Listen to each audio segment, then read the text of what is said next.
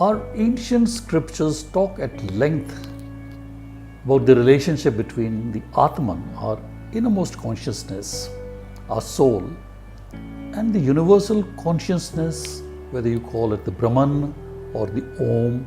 So that's on one side of the spectrum. And then, of course, is the more physical side, beginning with the body, then the senses, the Indriyas, then, of course, our Man, which is nothing but mind, the Manas. And then we go from these mental faculties to what we call as the intellect, the Buddhi or the Vivek. And they then connect with the inner consciousness, the Atman, and of course the Brahman.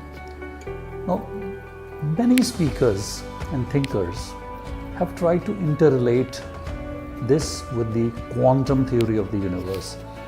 Thinkers and speakers like Deepak Chopra, they talk in terms of the fact that the universe consists in large chunks about dark energy and dark matters, and no one really understands what these are and how these can be then connected with the universal consciousness, the Brahman, and then through that the Atman. To the best of my knowledge and belief, there is no theory, howsoever rudimentary, which connects the individual with the Brahman, the Atman with the Brahman, using the quantum theory. That is what we intend to do in this small talk, and all I can say is that this is very, very fundamental and rudimentary. But one thing is very clear, that this is a new approach. At least I have not been able to find any such analogy in the literature as far as the internet research is concerned. So, just to refresh our memory, we talk in terms, and we had a small video regarding the chariot analogy derived from one of our Upanishads, where we said, well, the body is like the chariot, and the horses are like our sense organs, and the reins are nothing but our mind or the mental faculties, the Man. And then, of course, you've got the charioteer, which is your Buddhi and the Vivek, the intellect. And the person who enjoys the ride is the charioteer, is your Atman, the soul. So now, these are basically discrete boxes in this model. You've got the universal consciousness, the Om, the Atman, then comes your intellect, the Buddhi and the Vivek, then your Man, the mental faculties, and gradually towards your sense organs, which are a part and parcel of the body. Now let us see how we can really relate them to quantum physics in a very, very simple but rudimentary form. Now, quantum physics has two great characteristics. It is about the duality actually. What it says is that waves have particle nature and particles have wave nature. Now, for instance, photons, which are packets of energy, are actually like traveling particles at the speed of light, but then they have frequency, and that frequency is essentially a wave concept. And on the other hand, if you study the Schrodinger's wave equation and Heisenberg's uncertainty principle, they tell you that particles essentially have a wave nature. So it's a two-way relationships. Particles having the wave nature and waves having the particle nature.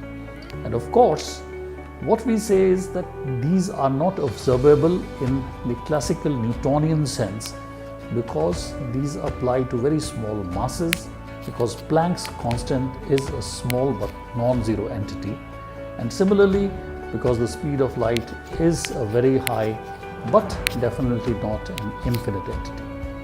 As someone said, if Planck's constant was zero, there wouldn't be any quantum mechanics, and if the speed of light were infinite, there wouldn't be any relativistic mechanics. Now, how do we then join the two together and encapsulate it in a brief talk of about 10 minutes? First of all, what we say is that this universal consciousness, the Brahman, Atman, Buddhi, Manas, sense organs, these may look like discrete boxes, but these are actually like a continuum.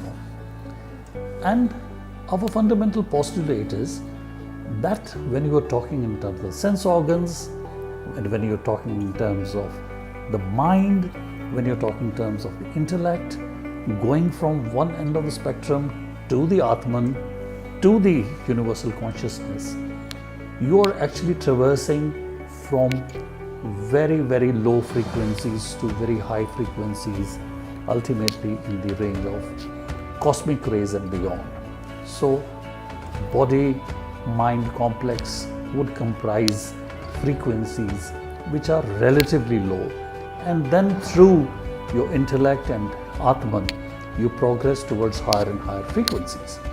Now, how does then the mind, the sense organs with relatively lower frequencies actually interact with the intellect and inner consciousness, that is the Atman? Because lower frequencies have got lower energies and higher frequencies have higher energies. So how is it possible for a lower frequency photon, so to say, to climb that quantum barrier, to get out of the quantum well and reach the higher realms, which we call realization, higher realms of your Atman, inner consciousness, and ultimately the universal consciousness? Now, there is a well-known phenomenon called the quantum tunneling, which really says that even if the individual particle has a low energy or a low frequency, it can actually go through or tunnel through a quantum barrier in a realm of higher energies by a phenomenon which is called quantum tunneling. So it really is on account of the wave nature of the matter. So although a classical ball being rolled up the hill may not be able to go over the hill unless its kinetic energy is more than the potential energy, in the quantum phenomenon you are able to, even with lower energies, able to go over or tunnel through these barriers.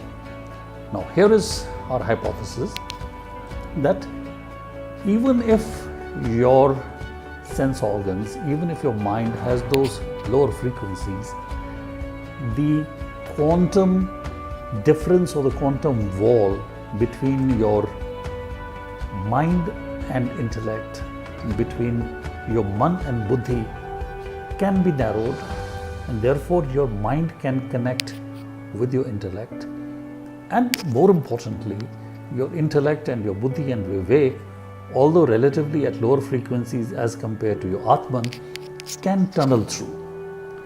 So therefore, we are saying that low frequency photons representing the lower domains of your indriyas, of your mind, of your intellect, can, by virtue of this phenomenon of quantum tunneling, actually go towards higher realms of Atman and Brahman. And what does meditation help you to do? It helps you to narrow the quantum wall. So therefore, it kind of facilitates the probability of penetration out of the quantum well. So in simple words, your journey from the body, senses, the mental faculties to the intellect to Atman is possible if you lower and narrow down the quantum wall. Even if these energies are lower, these are higher realm energies, you are still able to penetrate by something analogous to the phenomenon of quantum tunneling. So far so good. But this is where an individual is trying to reach the higher realms of Atman and Brahman. Is it possible to see the other facets? Because life is always reciprocal. Is it possible for the Brahman through the Atman to then penetrate towards the lower frequencies or the lower realms of mind? Can your Atman come to your intellect, the buddhi and the vivek? Can the buddhi and vivek further facilitate your Atman to come down to your mind, to your intellect? Now here, it is the same thing. These are higher frequencies. Naturally, it is very simple for them to come to the lower frequency domains. But why don't we find the manifestation of your Atman in your mind or your intellect? Why? Because the per unit availability in volumetric terms of those photons is exceedingly low. In your inner consciousness, it is low. In the universal consciousness, it is even lower. In your intellect and buddhi, slightly higher. In your mind, higher. So while the density of photons per unit volume is increasing, the frequency is decreasing. So how do these then kind of penetrate downwards?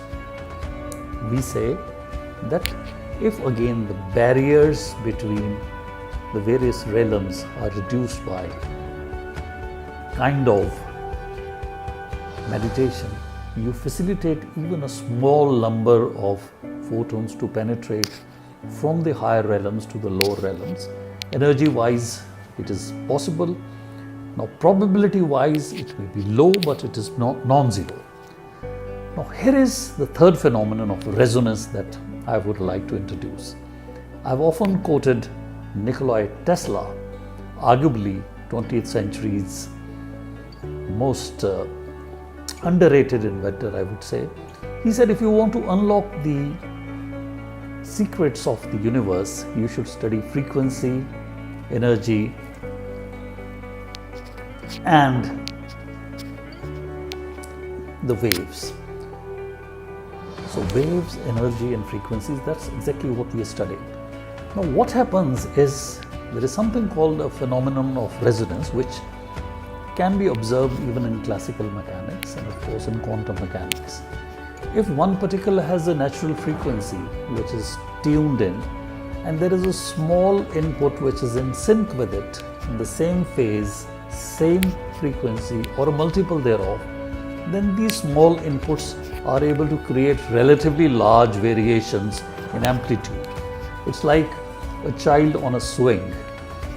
So if you push the child at the right time, at the right moment, then you will gradually be able to increase the swing, adding to the energy. You have to have the same frequency, more importantly, in the correct phase. If you bang your fist when the swing is coming this side, you could actually break your hand. Now the theory is that if on account of your meditation or your lower frequencies being tuned, being receptive to the higher frequencies which are permeating from the universal consciousness, the Brahman, from the Atman, the inner conscience, to your buddhi and vivek, the intellect, then if they are in the same phase, you can have actually a bigger and bigger resonance. You may call it enlightenment, you may call it, you're feeling energy and waves. This is because of the phenomenon of resonance. As we said, the number of particles are low. If there were no resonance, we would hardly be able to feel perceptibly in our mind, senses and body those photons permeating down. But if we are tuned to receive the great oscillations from the universal consciousness, from inner consciousness, and those are in multiples thereof, then our body kind of goes in sync and we feel we've realized God, we've realized Om, we've realized the universal consciousness. So therefore, friends, it is possible both ways. You sitting here can be meditating through the phenomenon of quantum tunneling, making ripples not only in your inner conscience of the Atman, but making small ripples in the universal consciousness. But those are very small, imperceptible. So therefore, it is virtually next to impossible for an individual to create ripples in the universe, so to say. But the universe, although infinitesimally small number of photons or energy particles of very high frequency are present in per unit volume that comprises our body, our brain and so on. Yet, higher frequencies can always traverse towards the lower frequencies, but more importantly, the phenomenon of resonance will make our bodies, our minds tuned into receiving those, and you could realize or be conscious of the Brahman or the Atman. And that's perhaps the reason why in congregations, in satsangs, when people are singing and chanting in sync with each other, there is more propensity for this type of resonance to occur. And those ancient mantras which are chanting have particular frequencies. They're supposed to be sung in different ragas, and they could create a kind of a receptivity to receive the vibrations coming from the Atman or the universal consciousness. Now friends, this is an area which is at the intersection of spiritualism, of neurosciences, of psychology, of occult and various sciences, pseudosciences, quantum physics, quantum mechanics, all converge. And my humble submission is that this is an area which has been explored very deeply using just one of the disciplines, or at best two of the disciplines. This is not just a cross-disciplinary exercise. This is interdisciplinary, this is multiple disciplinary, this is intradisciplinary, and we have to have people who understand reasonably well the sciences comprising all these disciplines and domains, and we would perhaps be able to better understand what universal consciousness is, what Brahman is, and how Brahman can interact with Atman, and how Atman can interact down the line with Buddhi and Vivek and Man, our mental faculties, and of course our sense organs. And similarly, the traffic backwards from our sense organs, from our mind, from our intellect, going towards the inner consciousness, the core being the sense of I, me, the soul, and of course in tune with the universal consciousness. So this, friends, was a small talk, and I do not claim to have researched at great depth. But one thing is very clear, that the phenomenon of resonance, the wave nature of particles, the phenomenon of quantum